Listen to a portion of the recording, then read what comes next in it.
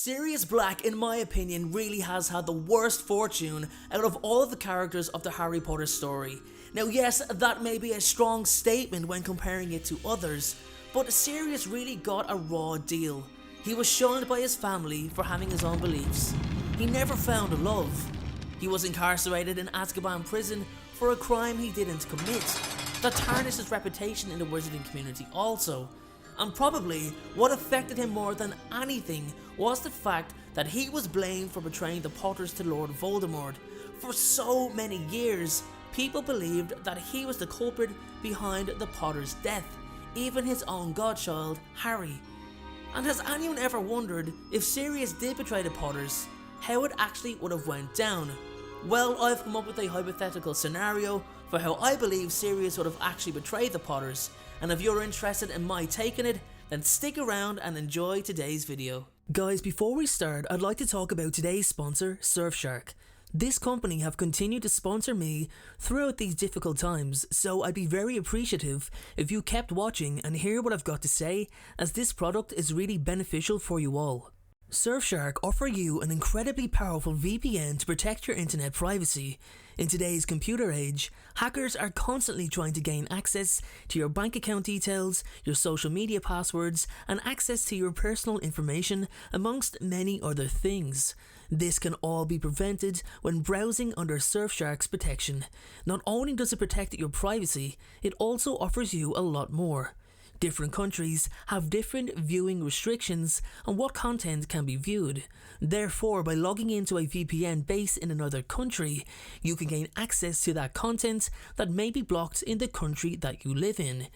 For example, I've always used the Australia VPN, but it's recently come to my attention that you can gain access to the Fantastic Beasts: The Crimes of Grindelwald movie on Netflix by using the Indian VPN, which is pretty cool. As I've mentioned, Surfshark have been sponsoring this channel for over a year, and they've given some great deals in the past, but this one is by far the best.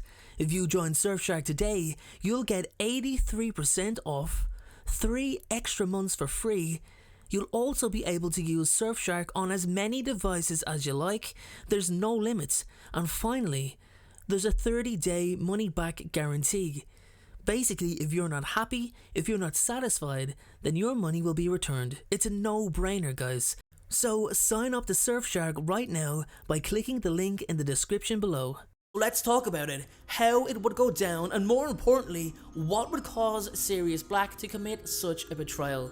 Guys, before I go any further, I need to state that none of this is true. It's just me, my opinion, creating a fictional scenario on how and why I think Sirius Black will betray the Potters. It's just for fun, and videos like this are my attempt to keep Harry Potter alive.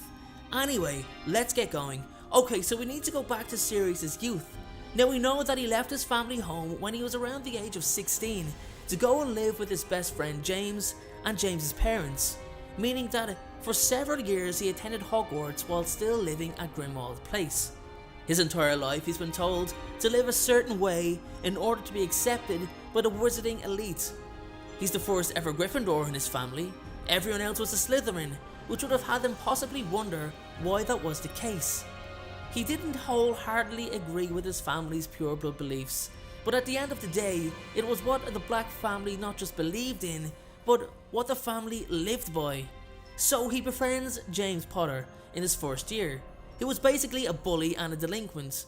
Now we all know that James eventually turned things around and grew up, but he was heavily influential over Sirius and the other Marauders. We all know James was the leader too. So Sirius makes the decision to leave his family home because he didn't want to treat Muggles and Muggleborns with such little respect, and worse, be expected to take action against them. He moves in with James and sees how much James is adored by his parents, who really did spoil and dote on him. Meanwhile, Sirius is shunned by his family, erased from their family tree, and treated as an outcast by them.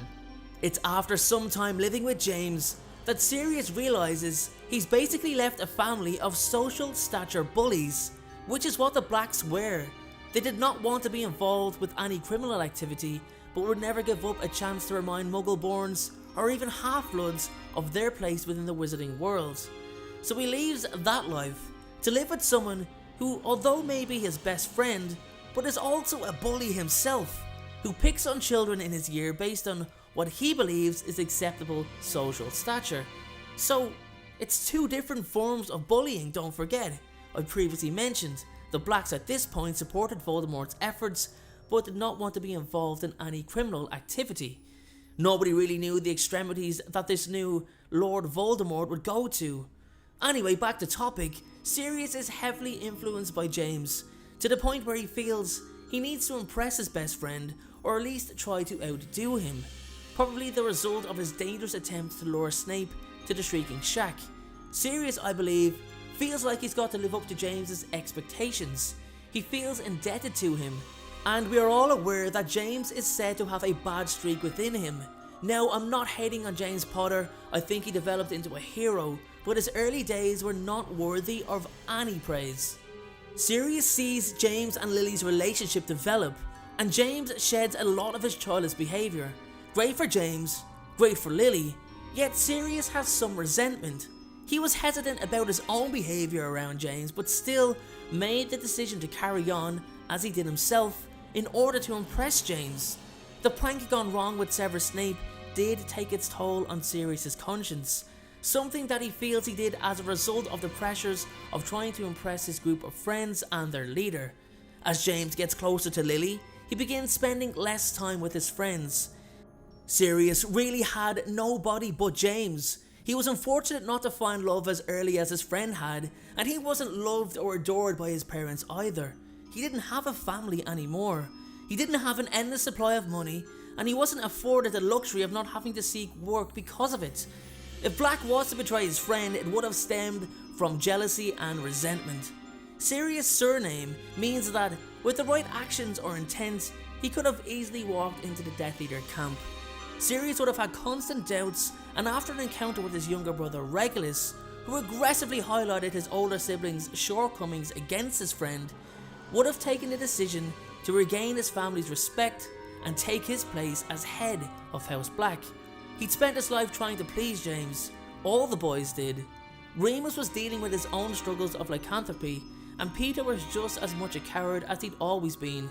Yet Sirius's aggressive persuasion would have convinced Wormtail to switch sides easily. Remus, however, I don't think would have been convinced, and he would have kept his dealings a secret. And just going back to his encounter with Regulus, we don't exactly know what kind of relationship the two brothers had growing up. They could have been quite close, and while Sirius made the decision to leave his family, it must have been difficult to leave his younger brother. Seeing James's closeness with his parents, and how proud they are of him, really starts to make Sirius reflect on his own situation. It's very difficult seeing someone so close to him have what he wants more than anything in the world. So the factors start to build up for Sirius to finally take action.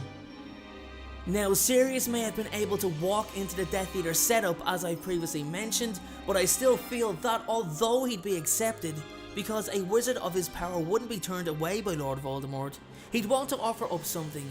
Therefore, it would be he who would give up the Potter's secret, just as it was originally thought.